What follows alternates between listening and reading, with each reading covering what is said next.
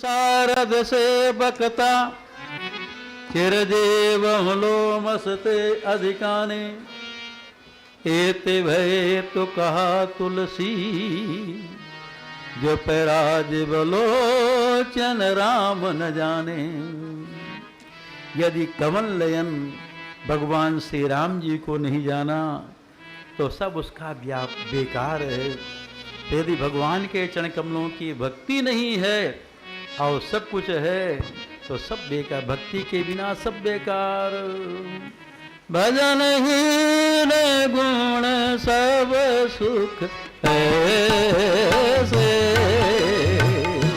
भजन हीन सब सुख ऐसे, लवण बिना गोविंद जैसे, लवण बिना गोविंद जैसे। भक्ति के बिना संसार का सारा सुख बेकार है। कैसे? जैसे 56 भोग बना है और उसमें लवण नहीं है, राम रस नहीं है, नमक नहीं डाला गया, खाया बेकार, इसमें तो राम रस ही नहीं है। अंदर है लाओ भाई नमक लाओ, ये तो फीका फीका लग रहा है। तो लवण बिना बहु व्यंजन जैसे, इसी प्रकार से भगत हीन गुण सब सुख कैसे। यदि भक्ति से हीन संसार का जो सुख है वो सब बेकार है। तो इसलिए जीवन का लक्ष्य है भगवान के चरण कमलों की भक्ति हो जाए। महाराज मनु विचार करते मेरा सारा जीवन बीत गया, जो करना चाहिए मैं वो नहीं कर पाया और संसार का काम तो राज्य करता रह गया। भक्ति के बिना मेरा जीवन बीत गया। हृदय बहुत दुख लागो जन्म गयो हरि भगति बिनु। मेरा सारा जीवन भगवान की भक्ति के बिना बीत गया। कभी कभी हमको आपको सोचना चाहिए कि जिसके लिए भगवान कृपा करके मनुष्य शरीर दिए वो काम तो हम कर ही नहीं पाए।